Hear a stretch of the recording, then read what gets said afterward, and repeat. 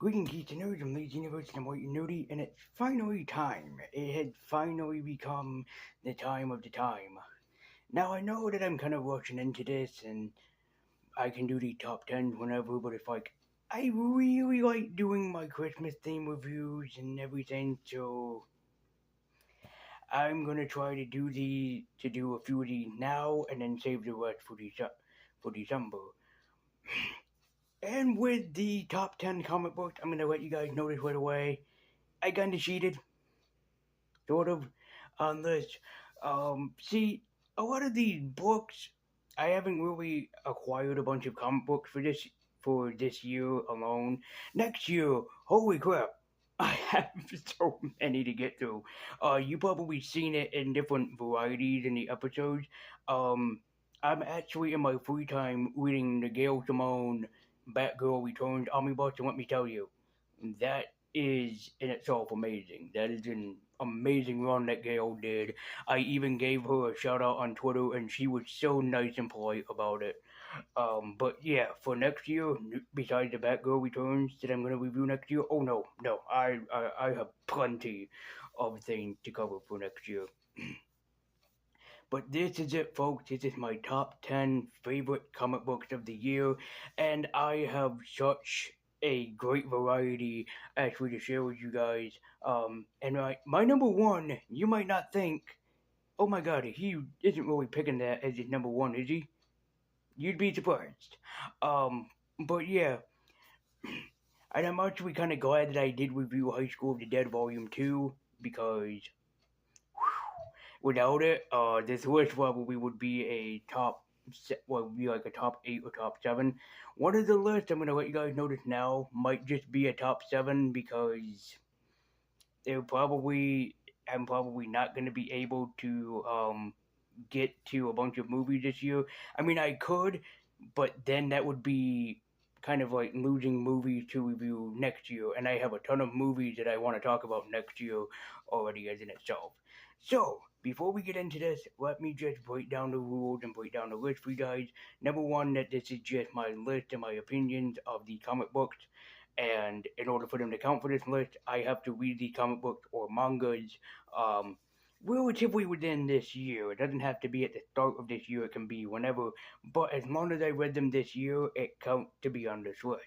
Number two, uh, just to, just for fun, so don't nobody take anything out of context. Like this is at number five, and people be like,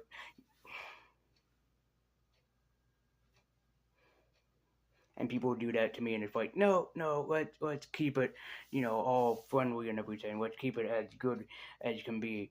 And also, and finally, just be respectful toward other people, and please be respectful toward my own opinion, because if I don't like a certain run or I don't like a certain book, I don't mean it to criticize anybody else here. I'm just doing it because this is just how I feel about the relative story and everything.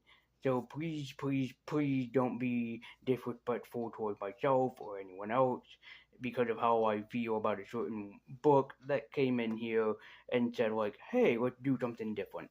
So with that all said and done, let's go back into the pages of a comic book, become real life with a manga, and experience stories that you have never experienced before. So let's dive into it, my fellow geeks and nerds. This is the top 10 or my top 10 favorite comic books of the year.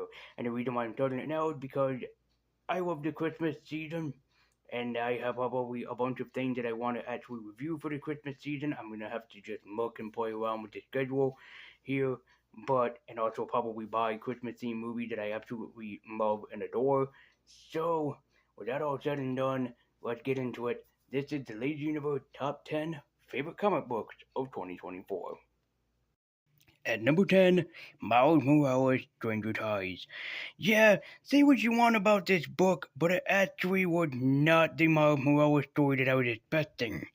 It wasn't bad, it's just not what I was expecting.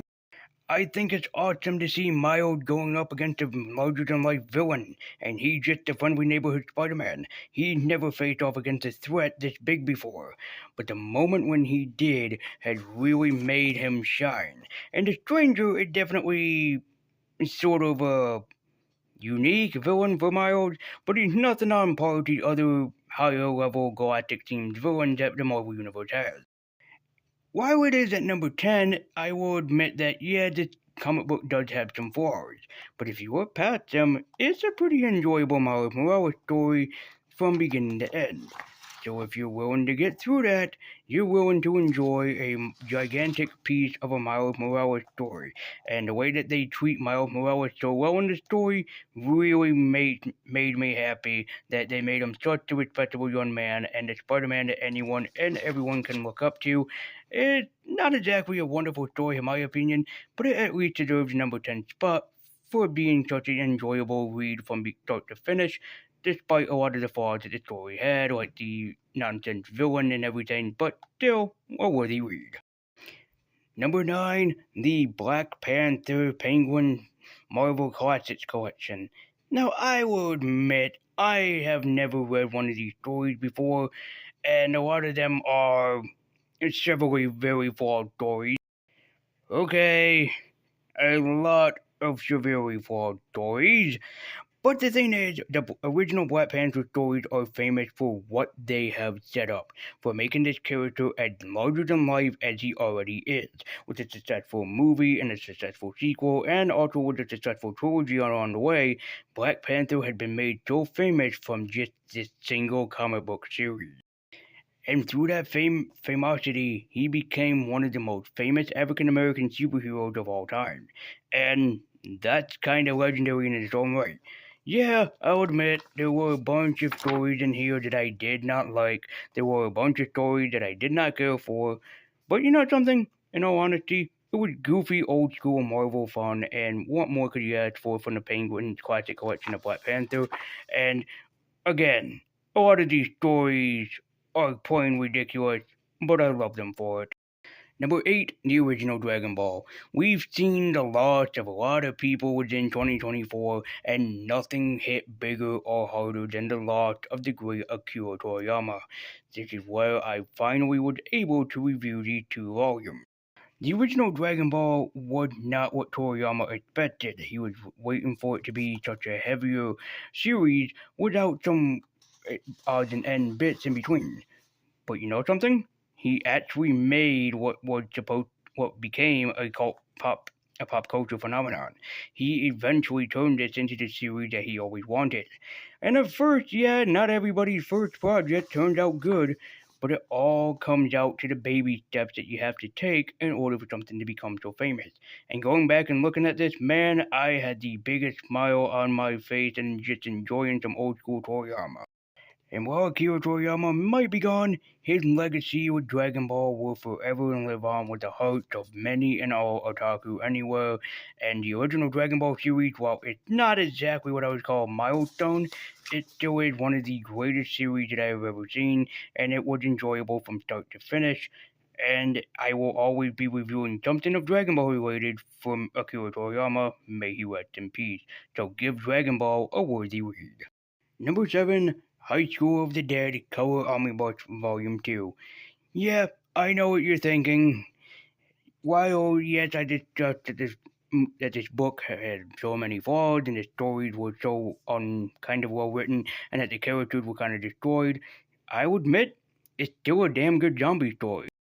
The way that the characters in this are so well written and that they have to figure out just what can we do. Humanity's on its last stretch. Do we aim for home? Do we keep going? What exactly is our main game plan here? And in the end, they have to do what's best for each other. That sometimes it's best to look out for the other people than just caring about yourself. And I think that that's wonderful. But the destruction of of our main characters is really where I went. Okay, so that's exactly all happening. That most of these characters are being destroyed. Some are being saved. Others are just being permanently and fully destroyed. But I can't deny it was still a very, very enjoyable zombie story. And granted, it would have been a lot better without most of the fan service. Look, I'm a guy that likes fan service. I will freely admit it. I'm a guy that's into fan servicey things, especially women with big breasts. But this kind of went way too overboard, in my opinion. could be a lot better if they cut down the fan service in half, possibly. Do a good zombie story, but could we please cut back on the fan service? Number 6, Miles Morales Shockwaves. I know what you're thinking. You put the other one at 10 and this one at 6? That's easy to explain. This one is so much better. Like I said, Justin Reynolds cannot do any harm to Miles Morales. He knows how to write him. But Shockwaves, he wrote him in the best way imaginable. He gave Miles so much heart in the series that I cannot believe it. This was honestly so much better than it. It had Miles basically guess himself, try to test himself to his absolute limits. And when his family was put in danger, he had to figure out, how can I save my family when I'm Spider-Man? But how else do I save the world? What else can I do? And you will have see him turn himself around and turn himself for the better. You have to remember that Miles hasn't been Spider-Man for that long. He only became Spider-Man a short time ago. But when he had to stop second guessing himself and actually just become the superhero he was set out to be, holy crap, man, did this story turn out even more for the better. Including Genki. Holy crap, I'd never expected to like Genki so much, aside from the video game. But yeah, Genki was actually likable and so relatable in this series. While this is probably, for some people, not the best Spider-Man story, I can definitely admit that this is one of the best Miles Morales Spider-Man stories that I have read in some time, and I haven't read most of them. Number 5, Strange Academy, Year 1. I like the uncanny, I like weird, I like things that go bump and scoop in the night, I like the Marvel Universe, I like the Marvel spellcasters, so when people were telling me that Strange Academy exists and that Scotty Young was writing it, I was like, I'm a little skeptical about this until I actually looked into this. And oh my god, I love the Strange Academy. If you like the Doom Patrol, if you like Umbrella Academy, this story is definitely for you. How they're able to take so many characters and flush them out and really make them well written, I cannot tell you how much and how many times that I would look at reading this and going, can they do this? Can they do this to this character? What's going to happen to this character? Are we going to see this character appear? What about this magical character? Do they actually make a cameo in this? Oh my god, what's happening now? This was so much fun and such a fantastic read. And yeah, I'll admit, I don't know much about the Marvel about the Marvel Supernatural Universe. I don't know many of the magic users, but I was pointing out as many of the magic users that I could in this, and I was blown away by how many characters actually made a cameo from the supernatural side of the Marvel Universe. Doctor Strange, Doctor Voodoo, Magic, Damien Hellstrom. It was so much fun just to look into this and read this, and I want to read more of this in the future, as it is amazing. And also, the son of Dormammu with the main character being a couple, it's the cutest fucking thing in the world. Give me more of this. Number 4, the Death Note Black Edition, Volume 1. I like Death Note. You like Death Note. We all heard of Death Note. But what if I told you that the manga version was so much better than the anime? You would probably call me crazy. You would probably think I'm insane. But the manga of Death Note is so much more captivating than both the live action movies, the good live action movies, not that Netflix bullshit, and actually turn it into a great series. And yeah, I like the live action Japanese Death Note movies, but the manga had definitely captured it. You feel more for these characters in this manga than you do in the actual anime or in the actual movies. And how Light Yagami goes back and forth, switching from the Death Note is evil to, oh my god, this is so much fun and I can clean up the entire world, is entirely the point of this. And Ryuk pushing Light every inch of the way, trying to tell him that the Death Note is good to use, trying to convince him of what's going on. Also, this story, I'll admit, is very dark and depressing, but you would not care. You don't care about it being dark and depressing. You're enjoying a great crime drama, and that's what it ultimately becomes. And also, I will only have the 2 volumes, but when I review volume 2, oh my god, do the stories get so much better. Number 3, She-Hulk Jennifer Hart. Rainbow Rowell showed me just how incredible that She-Hulk could be. I never checked out She-Hulk before. I know of her. I never read anything by her. But as soon as I picked this book up, I fell in love with Jennifer Walters. Jennifer Walters is such a fun character, but she's so conflicted, and this story reminds us she might be a Hulk, she might be invulnerable, but she still has a big piece of vulnerability, and that mostly consists of her love life. As she tried to be happy, she tried to find the good in the world, but at the same time, she realizes, holy crap, everything could fall apart in a millisecond, and I wouldn't know what to do if it does. But she keeps fighting on, and she keeps wondering, can things get better? Can my life get better? Can I turn this thing around? And the moment when she actually began to turn this thing around, holy crap, did the story get so much better.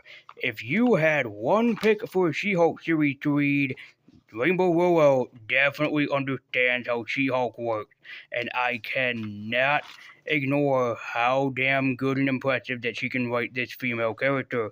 Just like Gail Simone writing Batgirl. I had no idea that Batgirl would be one of my favorite superheroes, but there you go from the way that she wrote her. And if I had one recommendation for a female superhero, I would definitely recommend She-Hulk Jennifer Hart. Number 2, Spider-Man Animals Assemble. I know what you're thinking, but yes, Spider-Man is one of my favorite superheroes of all time, and Mike Myak had definitely proved how much that I love Spider-Man. This might be a story for kids, but it's a damn good one. Mike had definitely encaptured everything I loved about Spider-Man. His snarky nature, his smartass attitude, and exactly how much that the Avengers look up to him and respect him. And this is a story for kids, and even I still felt every last need. Mostly, it's just a pet-sitting story about Spider-Man, but then it turns all the more for the weird, or if you want, all the more for the better. And yeah, when Craven the Hunter showed up, I'll admit I laughed the first time that I noticed this, but it's still a fun and surprising story that I did not expect that I would love so much, and I absolutely did, as this is just a wonderful, fun, gorgeous book just to encapsulate yourself in. And the fun part was, when I reviewed this, I got a bunch of my subscribers in on how much fun that this is. That is amazing for them to check out. And I'm just a simple, small-time YouTuber. But the moment when I reviewed this, everybody like the Avengers came rushing in to check this book out. And while I did enjoy this book, I would freely admit that it was not my favorite. It almost was, but then there was a story that took this one and threw it right out of the water. And that story is at number 1, Radioactive Spider-Gwen, Greater Power. This was probably one of the best surprises that I've had this year. And I never really read this from start to finish. I just glanced over it once. But when I actually sat my ass down and read this, holy crap, man. While yes, this is an outworld story for Gwen Stacy, aka Spider-Gwen or Ghost Spider, I enjoyed every minute of it. It was such a fun read from beginning to end, and I was so surprised of how much that I absolutely fell in love with this story, especially how really it captivates everybody in Peter Parker's arsenal that can prove that they're just as vulnerable. And Gwen, a female character, actually spoke out to me a lot more than I was expecting. I'm dead serious. There were a bunch of times in the comic where I was looking at Gwen going, oh yeah, girl, I've been there. Oh, you're suffering through this? Oh, I feel for you because I've been through it myself. It was just so much fun. It had so much heart in it and so much depth in it. And there were a few stupid moments, I'll admit, like Matt Murdock basically being the Kingpin. Why was he the Kingpin? But then again, it was just so much fun to read the story from beginning to end and just simply enjoy it for what it is. And it was definitely my favorite comic book of 2024. And it is worth anybody that's a fan of Spider-Man, like Miles Morales, or Peter Parker, or just Gwen Stacy, to check this book out because it is amazing. And there you have it, my friends. That was my top 10 favorite comic books of this year. Let me know what your favorite comic books were that you read in the comment down below, or manga. And I forgot to add that as a rule that, well, I call this the top 10 favorite comic books of the year list.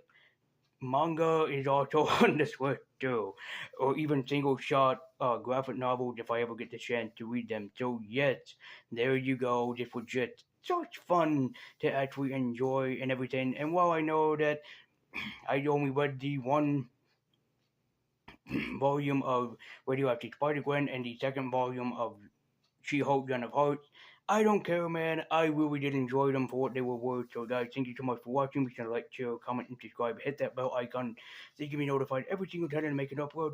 And come back next time for the Lady Universe Top 10.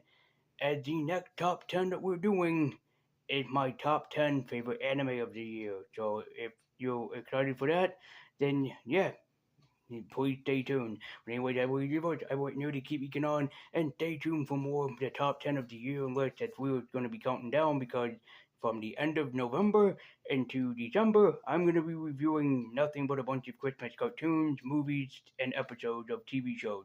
So, thank you guys so much for watching, and until next time, keep eking on and take care.